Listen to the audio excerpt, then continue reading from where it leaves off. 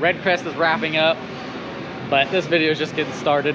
If you don't know who I am, I'm Wesley Littlefield, and I'm here at RedCrest. And this first interview I've got with Jeff Dobson. He's actually an Oklahoma native from Bartlesville, just up the road from my house actually. But he offers a lot of great advice, and he actually offers a glimpse into what it takes to be a professional fisherman and the truth about professional fishing. You know, so many times we think that they're just, everything's free and they live the high life, and he sheds a little bit of light on that. Hope you guys enjoy it. My mom is actually who got me into fishing, of all people. My dad, he's not a fan of fishing. My brother's not a fan of fishing. My mom, she got me into fishing, and it was mainly catfishing and stuff like that. And as I grew up, kind of got into high school, for some reason, I just kind of had the itch for bass fishing. I fell in love with it. I actually was a skateboarder growing up, and I traveled around and done some tournament skateboarding, and I had an accident with my knee, and I couldn't pursue that anymore, and that's when I picked up tournament fishing. Wow, that's cool. I've never heard of, really most people's moms aren't the ones who introduce them to fishing. Yeah. So I've got some older pictures of myself with my mom and us out catfishing and stuff. That's cool. So, yeah. Did you grow up here in Oklahoma, or did you grow up somewhere else? I grew up in Ponca City, Oklahoma. Okay. Kind of went back and forth between Ponca City and Newkirk. Yeah. Cool. And so, how did you really get into the tournament scene of things, where instead of just being like most people, pond hopping or going to the local lake, what really got you into tournaments? So when I really first started out, I had a fishing buddy. His name is Brian Klinger. He's also from Ponca City area. And we'd done a lot of pond hopping, fishing out of inner tubes and two-man bass boat and stuff like that. And his dad had an older ProCraft boat. We called it the Stump Jumper. And we just decided one day to enter a tournament. And the first one we entered was on Keystone Lake. I can't tell you what year that was. I was probably around 19, maybe 20. And we didn't win, but I think we got second in big bass. I just fell in love with it at that time, both my love of fishing and the competition side. It was kind of a blend of both that came together. And Brian and I fished a club out of Ponca City called PC Team Bass for many years. We won several Angler of the Year tournaments in there, and I also fished with another gentleman. I just got to a point where the little team tournaments where they just weren't satisfying my needs, so I moved up into some bigger tournaments, and I got married and I had a family, and I kind of slowed down there for a little bit and stuck home, and I fished what was called American Bass Anglers, and they have different divisions, and I was fortunate enough to win Angler of the Year for the entire nation that year, and it put quite a bit of money in my pocket, and it allowed me to take it to the next level and turn into what I do today. That's cool. So how long have you been fishing then professionally? I started 6 years ago with FLW. I qualified through the Costa Series to move up, and I fished with them for 4 years. And I also have a career. I'm a project manager for a Dollar General developer, and so I build Dollar Generals all over the country. And when I fish with FLW, I love those guys, but all their tournaments are kind of pushed in together within a couple-month period, and it causes issues being away from home for 3, 4, 5 weeks at a time. So a new organization kind of popped up called National Professional Fishing League, and I had some friends that were kind of behind the scenes on that to help put that together, and I made the decision to switch. And really the main reason I did switch is they are scattering their tournaments throughout about a 10-month period, so I'm not gone for so long, and it's a smaller gap in between where I'm able to stay at home and get my responsibilities here as a project manager completed. That's cool.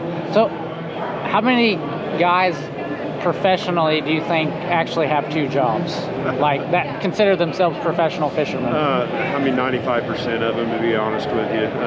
All of us in this industry we have some other form of income, except for those really major top elite anglers, you know, and I'm gonna say that's like 5 to maybe 10% of them.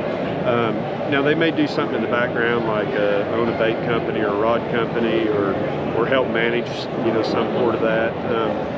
Myself,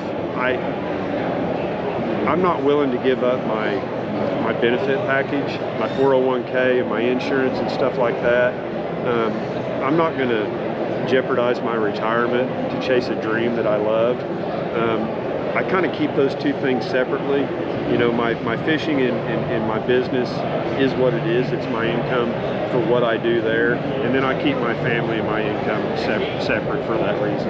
That's cool. That's smart. I mean, because I know most guys, it's risk it all or... Yeah, the first couple of years that I was in FLW, I was kind of that guy. Yeah. You know, you come out of the gate swinging thinking I'm going to win everything. Yeah. You have to have that attitude.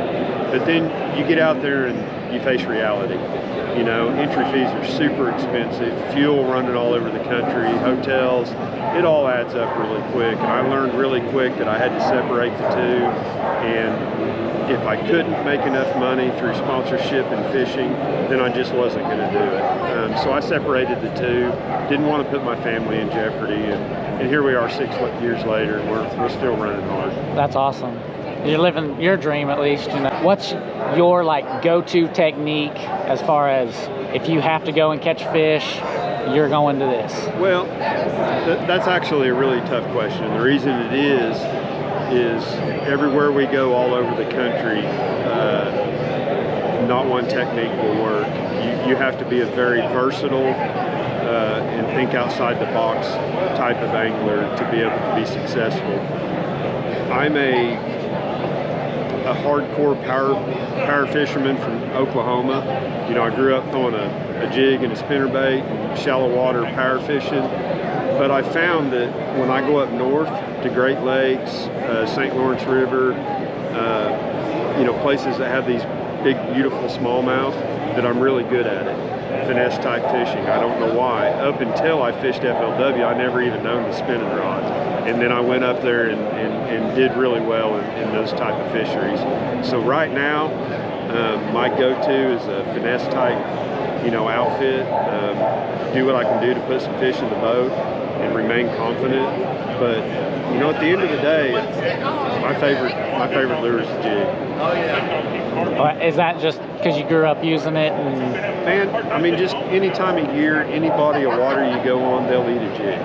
But you just have to learn how to percent it correctly, you know, and use the right weights of jigs for the right time of year and the type of shoreline or grass that you're fishing. You know, for instance, last year in MPFL, I think I finished 5th in that event, and I was throwing a 7/8 and 1 ounce Omega Custom Tackle jig, which is a really heavy jig. And basically what I was doing was targeting bluff walls, vertical fish, and it's a technique that I call vertical flipping. And basically what you're doing is you're putting that jig on them and you want it to hit it right in their head as fast as you can, make them react to it. But then, you know, we turn around and the tournament I just came out of, Cumberland, Kentucky, I finished 3rd, and again it was fishing a jig, but I had to fish it super slow and throw a lightweight jig to be able to get bit. So it's still a jig, it's still the same type of bait, but there's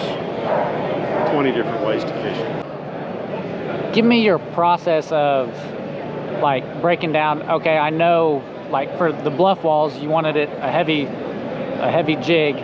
Why did you what was your thinking process behind knowing that you needed it versus the light one and stuff? So when you fish long enough, you kind of understand fish. I don't want to use the word habitat, fish attitude.